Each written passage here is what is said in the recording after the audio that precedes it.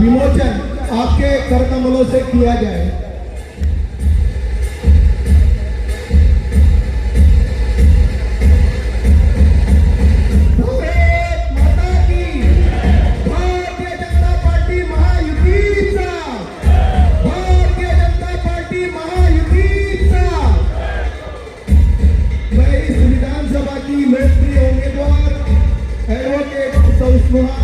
दुबे पंडित जी को आग्रह करता हूं कि वो हमें संबोधित करें।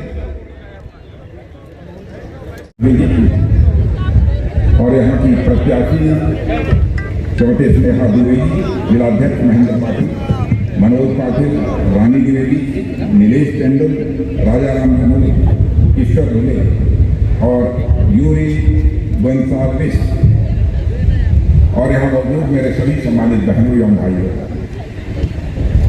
इस स्थान पर पहली बार किसी सार्वजनिक सभा को संबोधित करने के लिए आप सबके सामने खड़ा हुआ। देर हो गई है क्योंकि यहाँ से फिर मुझे पूना में 2 सार्वजनिक सभाओं को संबोधित करना है। देर से आया हूं लेकिन पूरी तरह से मैं दुरुस्त हूं।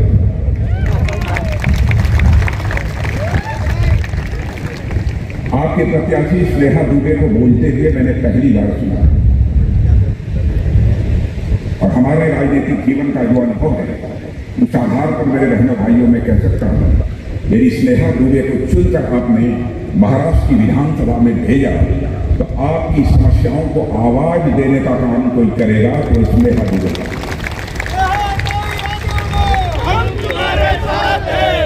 आज यदि मैं आपसे कहने आया हूं तो यह कहने के लिए आया हूं कि अभी 5 महीने पहले सारे देश में लोकसभा के चुनाव हुए।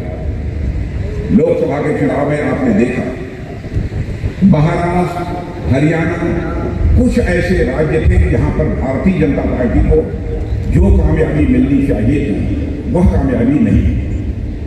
जितना हम लोग सोचते समर्थन दिया लोगों ने, लेकिन जितना हम सोचते थे वैसा परिणाम हमको नहीं मिला। लेकिन यह भी आपने देखा होगा हरियाणा का अभी हाल में ही विधानसभा का चुनाव हुआ, लोकसभा चुनाव होने के 3-4 महीने बाद जिस हरियाणा में लोकसभा चुनाव में हमको हमारी अपेक्षा के अनुरूप कामयाबी नहीं मिल पाई थी, उस हरियाणा में की जनता ने विधानसभा के चुनाव में भारतीय जनता पार्टी को क्लियर मेजॉरिटी देकर वहां पर हम लोगों की सरकार। मुझे लगता है कि इन राज्यों के लोग जहां पर भारतीय जनता पार्टी को लोकसभा के चुनाव में कामयाबी नहीं मिल पाई, यह महसूस कर रहे हैं कि कहीं न कहीं कोई चूक हो गई, क्योंकि लोग इस सच्चाई को जानते हैं। भारत को महाराष्ट्र को हमको ले जाना है तो महाराष्ट्र को आगे ले जाने के लिए यहां डबल इंजन की सरकार चाहिए, सिंगल इंजन की सरकार से काम नहीं चलेगा। इस महाराष्ट्र में भी एक इंजन और सेंटर में भी एक इंजन, डबल इंजन की यहां सरकार चाहिए। इसलिए आप कहीं चले जाइए महाराष्ट्र। कल मैं झारखंड में था, कई सार्वजनिक सभाओं को मैंने संबोधित किया। क्या हुजूम, क्या भीड़, क्या लोगों के अंदर उमंग और उत्साह था कि मेरे बहन भाइयों, राजनीतिक विश्लेषक जो होते हैं, राजनीति के जो जानकार पंडित होते हैं, अब उन लोगों ने डंके की चोट पर यह कह दिया है झारखंड और महाराष्ट्र दोनों में इस बार क्लियर मेजॉरिटी से सरकार यदि किसी की बनने जा रही है तो भारतीय जनता पार्टी के नेतृत्व की एनडीए सरकार बनेगी। और मैं यही कहना चाहता हूं, आप जानते हैं लंबे समय तक जब भारत आजाद हुआ तो लंबे समय तक किसी की हुकूमत रही है तो कांग्रेस की हुकूमत रही है। बराबर इन लोगों ने कहा हम सरकार इसलिए बनाना चाहते हैं क्योंकि भारत से हम गरीबी को दूर करना चाहते हैं। मेरे बहनों भाइयों, मैं आंकड़े नहीं कहता, लेकिन सच्चाई है 52-54 वर्षों तक लगातार जिस कांग्रेस ने हुकूमत की, राज्य में भी और दिल्ली में भी गरीबी को दूर नहीं करना। लेकिन आज मैं दावे के साथ यह कहने की स्थिति में हूं, जब से 2014 से केंद्र में मोदी जी के नेतृत्व में एनडीए की सरकार मेरी बहन भाइयों बनी है, आंकड़े यह बताते हैं कि मोदी जी ने 7-8 वर्षों के अंदर 25 करोड़ हिंदुस्तानियों को गरीबी रेखा से बाहर करने में कामयाबी हासिल की। 25 करोड़ लोगों को गरीबी रेखा से बाहर करने में कामयाबी हासिल की है। और धन दौलत के दृष्टि से देखा जाए, जो हमारा भारत पहले दुनिया में गरीब भारत के रूप में जाना जाता था, आज धन दौलत के मामले में हमारा भारत दुनिया की टॉप 3 कंट्रीज में, टॉप 3 देशों में आकर हमारा भारत खड़ा हो गया। और ये अभी टॉप 5, क्षमा कीजिएगा, टॉप 5 कंट्रीज में खड़ा हो गया है। और बड़े बड़े अर्थशास्त्री अभी दावा करने लगे हैं कि वह दिन दूर नहीं है कि 2027 आते आते धन दौलत के मामले में, अर्थव्यवस्था के आकार के मामले में यह भारत दुनिया के टॉप 3 कंट्रीज में खड़ा हो जाएगा। यानी एक अमेरिका होगा, दूसरा चीन होगा, तो दुनिया में तीसरा देश होगा तो हमारा और आपका देश ये भारत होगा। मेरे रहने वाले ये भारत होगा। हमारे प्रधानमंत्री ने कितना काम किया है, कितना काम किया। राज्यों को पैसा दिया जिनके पास पक्के अजीत पवार के नेतृत्व में चल रही है। बहुत सारे लाखों की संख्या में यहां पर आवास बनवाए हैं। हमको बताया गया 26 लाख से भी बनाए आवास बनवाए हैं। सारे हिंदुस्तान में हम लोगों ने 1 करोड़ ऐसी महिलाएं जिनके की पास 10-5 हजार रुपया भी नहीं होता था, उनको हम लोगों ने लखपति बनाया है। और बहनों, माताओं बहनों, आपको बता देकर जाना चाहिए, ऐसे ही हमारी सरकार यहाँ बना दीजिए और दिल्ली में हमारी सरकार है तो हम सारे हिंदुस्तान में 3 करोड़ बहनों को लखपति बना देंगे। मेरे बहनों भाइयों, ये हमारी सरकार का संकल्प है। सब लोग इस सच्चाई को स्वीकार करते हैं। और यहाँ तक कि इस सरकार ने एक उत्तम काम जो यह किया है कि 2.5 लाख रुपए से कम जिन लोगों की आमदनी है, ऐसे 31 साल से लेकर 65 साल के बीच की ये माताएं बहनें जो यहाँ पर बैठी हैं, जो महिलाएं बैठी हैं, उनको हर महीने 1500 रुपया दिया जाएगा। 1500 में 1 पैसा भी कोई माँ का लाल काटने नहीं पाएगा। वह 1500 रुपया सीधे सीधे आपके बैंक में आकर जमा हो जाता है। ये बहुत बड़ा काम है। यह महाराष्ट्र की सरकार ने अपने दमखम के आधार पर किया है, किसी का समर्थन नहीं है। क्योंकि हम इस सच्चाई को जानते हैं। महिलाओं के लिए क्यों करें? आधी आबादी को छोड़कर यदि हम भारत का विकास करना चाहते हैं, वो किसी भी सूरत में संभव नहीं है। ऐसे काम यदि कोई सरकार कर सकती है तो केवल और केवल भारतीय जनता पार्टी के नेतृत्व की एनडीए सरकार कर सकती है। माताओं बहनों की चर्चा में मैं इसलिए कर रहा हूं, बड़ी संख्या में माताएं बहनें यहाँ पर मौजूद हैं। आप पहले चुनाव होता था तो इनके लिए रिजर्वेशन होता था, जिला पंचायत में, नगर पंचायत में, नगर पालिका में, लेकिन विधानसभा लोकसभा में नहीं। अब हम लोगों ने फैसला किया है, और वो नारी बंधन अधिनियम पारित कर दिया है संसद में। अब विधानसभाओं में भी स्नेहा दुबे ही चुनकर नहीं जाएंगी। स्नेहा दुबे जैसी इस महाराष्ट्र के विधान में 100 में 33 महिलाएं जीतकर जाएंगी। बहनों भाइयों, ऐसा कानून मैं जानता हूं। बुनियादी ढांचों का भी बहुत तेजी के साथ यहाँ पर हमारी सरकार ने उसका विकास किया है। और एक तो ऐसा बंदरगाह यहाँ पर बना दिया है, उसको बाड़बड़ पोर्ट, ऐसा बंदरगाह बनाया नहीं है, उसकी आधारशिला बनकर तैयार ऐसा बना दिया है कि हिंदुस्तान में जितने बंदरगाह हैं उनकी जितनी क्षमता है उससे अधिक आपके बाड़बड़ पोर्ट की यह क्षमता होगी। यह करिश्माई काम यहाँ पर हमारी सरकार ने किया है। और सबसे बड़ी बात, आयुष्मान भारत के अंतर्गत यहाँ लोगों को कार्ड मिला है कि नहीं? आयुष्मान कार्ड किसी को मिला है? इधर मिला है कि नहीं? इधर नहीं मिला है। कुछ जिनको मिला है जरा वहां दिखाइए। देखिए, इनको यह वचन दे दीजिए, इनका आयुष्मान कार्ड इन गरीब माताओं और बहनों का निश्चित रूप से बन गया। और आयुष्मान कार्ड स्नेहा दुबे के जीतने के बाद बनेगा तो मेरी माताओं बहनों सुन लेना, 5 लाख रुपए तक का आपका मुफ्त इलाज किया जाएगा। 1 साल में 5 लाख रुपए का मुफ्त इलाज किया। और हमारे प्रधानमंत्री ने एक बहुत बड़ा काम और किया है, जिनकी उम्र 70 साल के ऊपर हो गई है, चाहे किसी जाति के, किसी भी बच्चे, किसी भी पंथ, 5 लाख रुपए तक का उनका मुफ्त इलाज किया जाएगा। उनकी आमदनी क्या है, कम है, अधिक है, ये नहीं देखा जाएगा, लेकिन उनका इलाज होगा, यह भी हमारी सरकार ने कर दिया है। और जानते हैं इस मराठा भूमि का कितना बड़ा सम्मान किया है महाराष्ट्र की भूमि, महाराष्ट्र की विरासत, महाराष्ट्र की भाषा का हमारे प्रधानमंत्री ने कि मराठी भाषा को अभिजात भाषा का दर्जा देने का काम आजाद भारत में पहली बार भी किसी ने किया है, हमारे प्रधानमंत्री मोदी जी ने किया है। और इतना ही नहीं, भारत का संविधान तो कहते हैं भारत का संविधान, इसको एनडीए की सरकार बर्बाद करता है और सबको विश्वास दिलाते हैं कि हम जातिगत जनगणना कराएंगे जातियों के आधार पर और उनको फिर हम आरक्षण का लाभ हर जाति को। भाइयों, आपको जानकारी है कि नहीं है मैं नहीं जानता हूं, इस देश में एक बार जनगणना हुई थी जिसमें कि लाखों जातियां हैं, लाखों उपजातियां हैं, लाखों गोत्र हैं। जब जनगणना करने वाले लोगों ने देखा, इस सरकार ने देखा इस चीज को, तो सरकार ने कहा अब इसको जारी मत करो। मैं एक बात कहना चाहता हूं, ध्यान से सुनिए, कांग्रेस के लोगों से पूछिए, राहुल गांधी से या पूछिए, आप हमको इतना बताओ, यदि आप अनुसूचित वर्ग, जनजाति, अनुसूचित जनजाति, पिछड़े वर्ग की आप यदि जनगणना कराओगे तो किस किस जाति को कितना कितना आरक्षण दोगे, इसका तुम खुलासा कर दोगे तो तुम्हारे पक्ष में वोट करने के लिए तैयार। बहनों भाइयों, नहीं करते, ये आपको धोखा दे रहे हैं, आपको ये छलने की कोशिश कर रहे हैं। ये तो क्या करेंगे?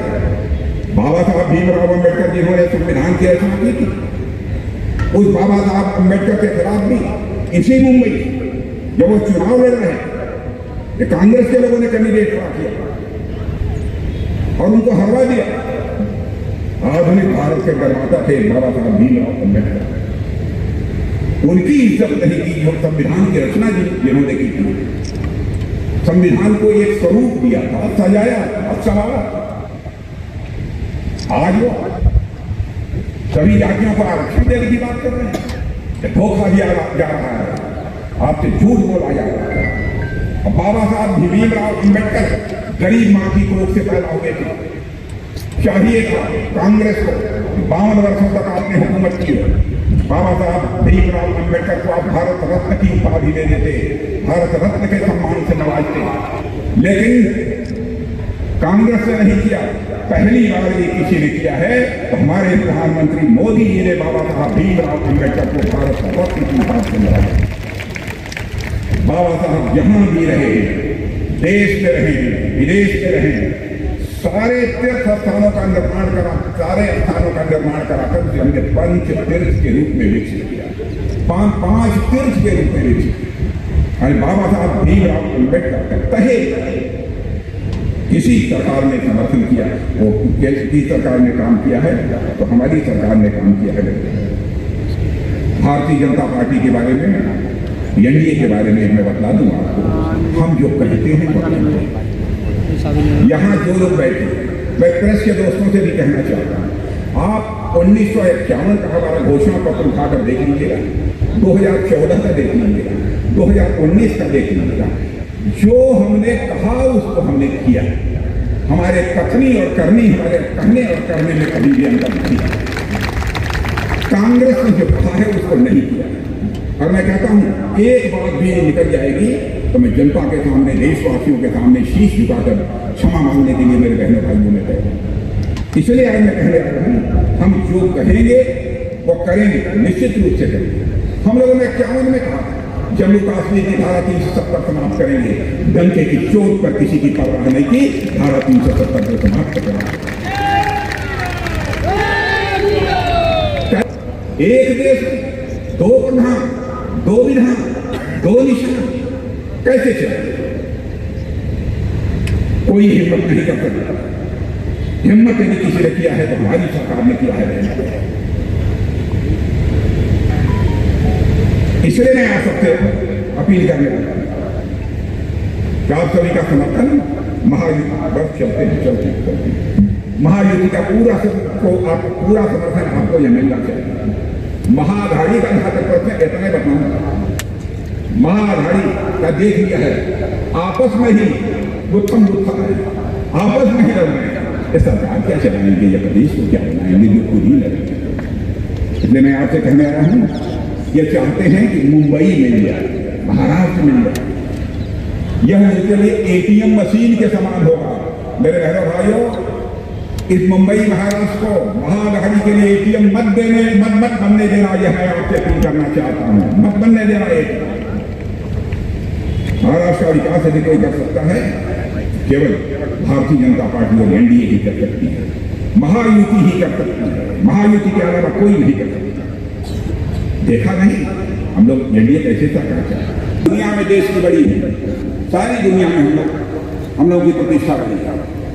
पहले भारत दुनिया के मंचों पर कुछ बोलता था तो भारत की बात लोग गंभीरतापूर्वक नहीं सुनते थे, कहते थे भारत गरीब देश है, कमजोर देश है, हमारी बात नहीं सुनते थे।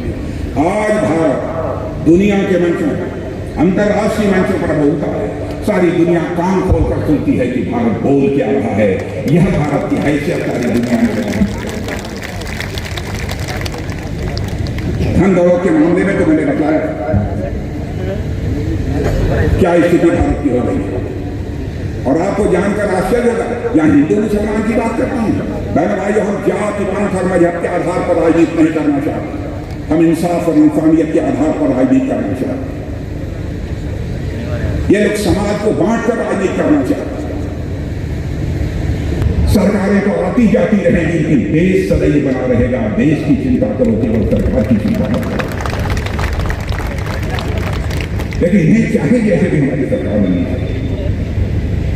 आपको आश्चर्य हो, आज तक किसी प्रधानमंत्री को दुनिया में सम्मान नहीं मिला जो हमारे प्रधानमंत्री को मिला। मुस्लिम देशों ने, दुनिया के बड़े बड़े मुस्लिम देशों ने किसी देश के प्रधानमंत्री को सर्वोच्च सम्मान देकर नवाजने का काम किया है, तो भारत के प्रधानमंत्री मोदी ने सर्वोच्च सम्मान अपना देकर नवाजने का काम किया। इसलिए मेरे बहनों भाइयों, मैं आप सबसे कहने आया हूं कि आप सबका पूरा समर्थन प्राप्त होना चाहिए। और इन लोगों ने 2100 रुपया तो खाते में जाहिर होगा, लगभग 25,200।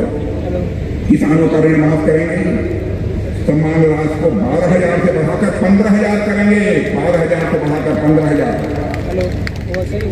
वृद्धावस्था पेंशन, हमारी वृद्ध माताएं बहनें सुन लें, बुजुर्ग सुन लें, उनका जो अभी तक पेंशन 1500 था उसको बढ़ाकर 3100 रुपया कर दिया जाए, 1500 से बढ़ाकर 3100। 10 लाख विद्यार्थियों को 10,000 मासिक समर्थन, और आंगनबाड़ी और आशा सेवकों को मिलेगा 15,000 रुपये मासिक मानदेय और बिना। अब यह सब सारी चीज ये लोग बता देंगे, क्योंकि मुझे पुणे की 2 सार्वजनिक सभाओं को संबोधित करना है, इसलिए मुझे वहां जाना पड़ेगा। इसलिए बहनों भाइयों, यहीं पर आप सबको अपनी बात समाप्त करते हुए, और मैं ये कहना चाहूंगा, स्नेहा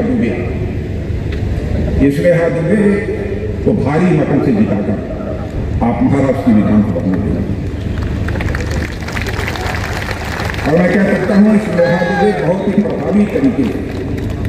प्रभावी तरीके से आपकी समस्याओं को विधानसभा में आवाज देने का काम करेंगे, ऐसा मेरा पक्का विश्वास है। और आप लोगों को जानकारी नहीं होगी, हर्ष सिंघवी जी आएंगे, ये हमारे हर्ष सिंघवी जी हैं। ये हर्ष सिंघवी जी गुजरात के गृह मंत्री,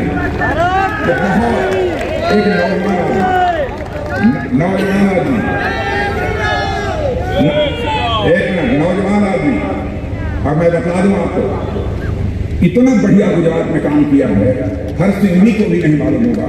उनके काम की चर्चा सारे हिंदुस्तान में। और आज मैं आपसे कह जा रहा हूं, हर सिंघवी जो आज स्नेहा दुबे के मंच पर यहाँ मौजूद है, वह देश का भविष्य है। मेरे बहनों भाइयों, देश का भविष्य। ये आप सबका सौभाग्य है कि आप सबके बीच यहाँ पर वो उपस्थित हैं। आप सबको बहुत बहुत धन्यवाद। विधानसभा चुनाव के लिए इस प्रचार सभा में आए हुए हमारे सभी के मार्गदर्शक, हमारे वरिष्ठ नेता, भारत के संरक्षण मंत्री श्री राजनाथ जी सिंह जी का मैं यहाँ वसई के सारी जनता की तरफ से तहे दिल से स्वागत करती हूँ।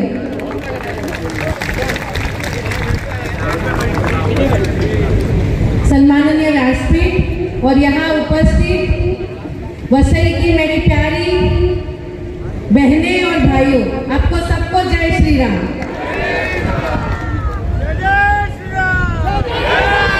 मैं हमेशा से कहती हूँ, जिस दिन से नॉमिनेशन फॉर्म भरा है उस दिन से मैं ये कह रही हूँ कि ये चुनाव, वसई का ये चुनाव सिर्फ चुनाव नहीं है, तो ये परिवर्तन की लड़ाई है और इस लड़ाई में लड़ने वाले हम सब सैनिक हैं। और आज हम सैनिकों का मनोबल बढ़ाने के लिए हमारे देश के संरक्षण मंत्री खुद यहाँ पे आए हैं। इससे बड़ा सौभाग्य और क्या हो सकता है। वसई में पिछले 30 साल में क्या नहीं हुआ, इस बारे में हम चर्चा नहीं करेंगे, क्योंकि जो 30 साल थे वो यहाँ के स्थानीय पक्ष थे। और अब ये चुनाव, वसई का ये चुनाव देश की सबसे बड़ी पार्टी लड़ रही है। और मुझे ये विश्वास है कि महायुति के कार्यकर्ता, भाजपा के कार्यकर्ता जिस मेहनत से रात दिन एक करके ये परिवर्तन की लड़ाई लड़ रहे हैं, तो जीत ज्यादा दूर नहीं है, सिर्फ 23 तारीख का इंतजार है। वसई में बहुत सारे प्रश्न हैं और उसमें सबसे बड़ा प्रश्न है सर कि वसई में बारिश में घर से पानी जाता नहीं है और नलों में पानी आता नहीं है। तो ये वसई में जो पानी की तकलीफ है उसे हमें सबसे पहले दूर करनी है। वसई में आरओ की व्यवस्था नहीं है। 14 साल हुए महानगर पालिका को, लेकिन एक भी अस्पताल ये बना नहीं पाए। अस्पताल बनाना हमारी प्राथमिकता है, स्कूल बनाना हमारी प्राथमिकता है। 70 साल के बाद भी इस वसई की जनता उनके मूलभूत अधिकारों से वंचित है। तो सबसे पहले भाजपा की सरकार यहाँ पे आने के बाद हर एक नागरिक को उनके मूलभूत अधिकार प्राप्त कर देना, ये हमारी प्राथमिकता होगी। मैं ज्यादा समय लूंगी नहीं, क्योंकि हम सबको, हमारे संरक्षण मंत्री जी को सुनने की सब उत्सुक है। लेकिन सिर्फ एक ही चीज मैं कहना चाहती हूँ, एक बहुत बड़ा ज्वलंत प्रश्न आज वसई के शहर में है, यहाँ सन सिटी में है, यहाँ के सारे रहने वाले लोग उससे ग्रस्त हैं। यहाँ पे अवैध कब्रिस्तान बनने की कोशिश की जा रही है। और आज मैं इस मंच से ये कहना चाहती हूँ कि स्नेहा दुबे की लाश पे ये कब्रिस्तान बनेगा। मैं मेरे आखिरी दम तक ये कब्रिस्तान बनने नहीं दूंगी। और भाजपा का मुझे पता है हर एक कार्यकर्ता, महायुति का हर एक कार्यकर्ता इस लड़ाई में मेरे साथ होगा। फिर से एक बार मैं कह रही हूँ कि ये परिवर्तन की लड़ाई हमें दिन रात एक करके लड़नी है और जीतनी है, क्योंकि 40 साल के बाद वसई में कमल खिलने जा रहा है। 40 साल के बाद वसई में कमल चिन्ह पे लड़ा जा रहा है। और मुझे विश्वास है जहां कमल है वहां जीत निश्चित है। और मेरा ये सौभाग्य है कि कमल के साथ साथ 40 साल के बाद एक महिला उम्मीदवार को मौका मिला है। तो हमारी बहनों की मैं प्रतिनिधि हूँ। महाराष्ट्र सरकार ने जो लाडली बहन योजना लाई है उससे काफी महिलाओं को लाभ मिला है।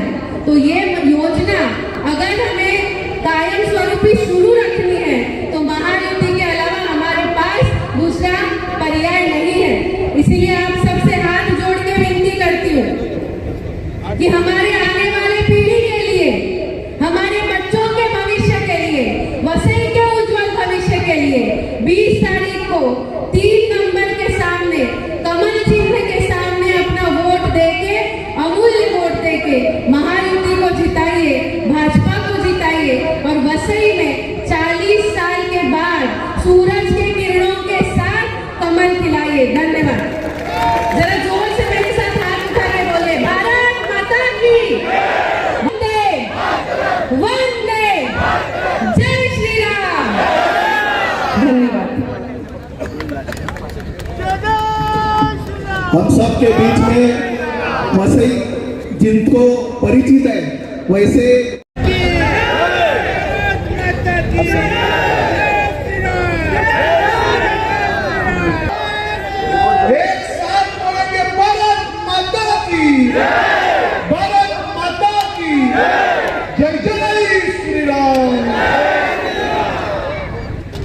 आज भारतीय जनता पार्टी वसई विधानसभा की उम्मीदवार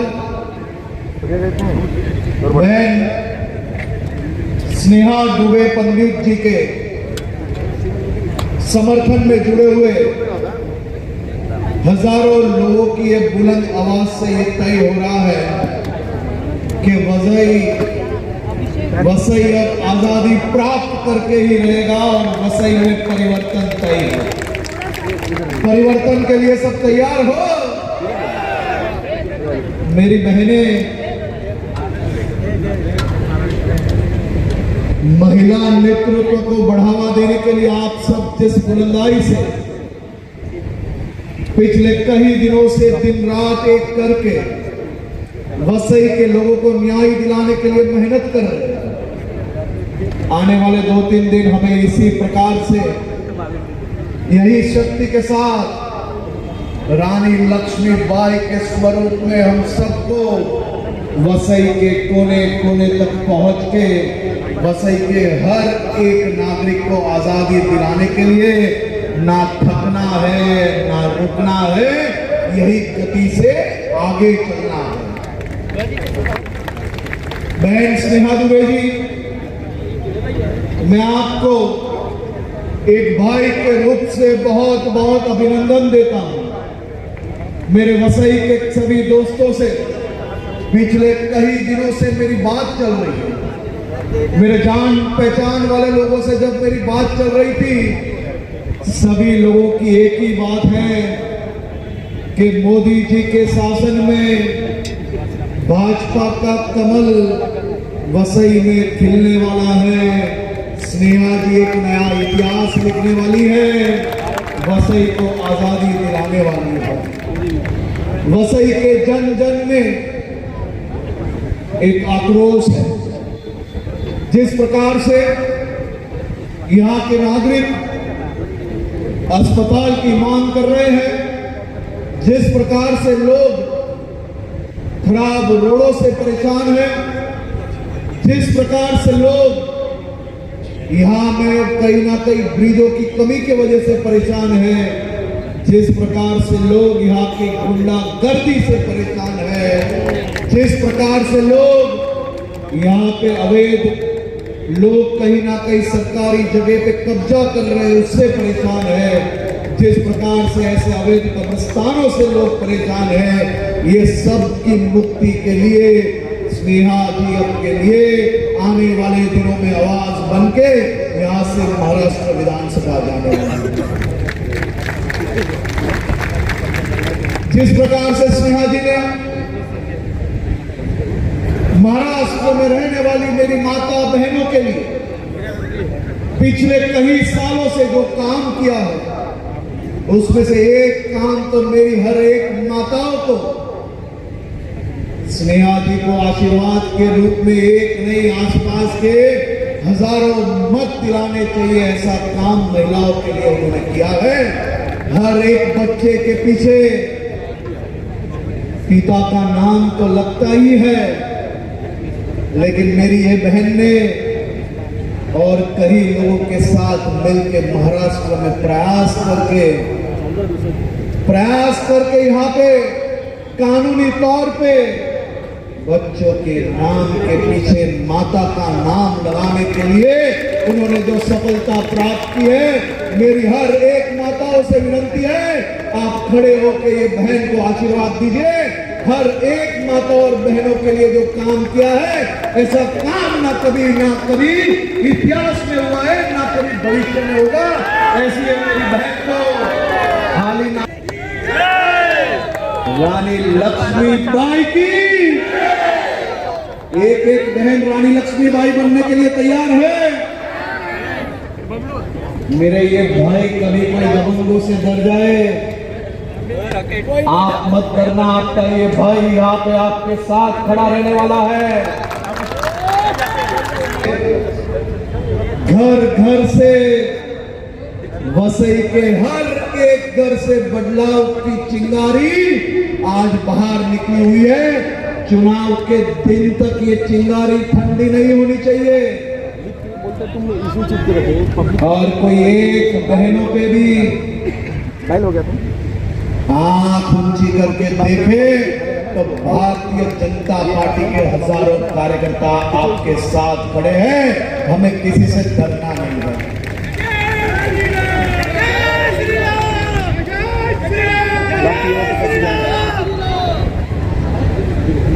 मेरी बहनों का आवाज नहीं आ रहा है। ये गुंडागर्दी मुक्त करनी है नहीं करनी है? करनी है या नहीं? फिर कभी पालघर जैसा विषय हमारे क्षेत्र में बने, ये हमें कभी मंजूर हो सकता है क्या बहनों? उसके लिए क्या करना पड़ेगा? मोदी जी की इंजन के साथ भारतीय जनता पार्टी एवं महायुति की ये इंजन को जोड़ना पड़ेगा या नहीं?